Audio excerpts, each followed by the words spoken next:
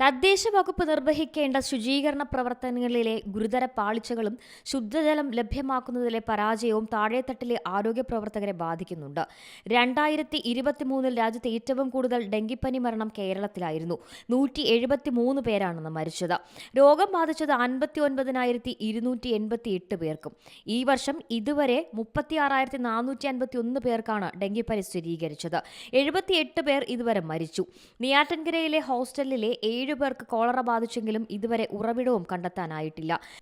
2002 സംസ്ഥാനത്ത് ചെള്ളുപനി റിപ്പോർട്ട് ചെയ്തു. 2004 കരിമ്പനിയും 2013 മങ്കി പോക്സും പിന്നീട് നിപ്പയും സ്ഥിരീകരിച്ചിരുന്നു. ഇവയുടെ എല്ലാം ഉറവിടവും അജ്ഞാതമാണ്. ആരോഗ്യ സ്ഥാപനങ്ങളിൽ 40% സർക്കാർ, 60% സ്വകാര്യ മേഖലകളിലാണ്.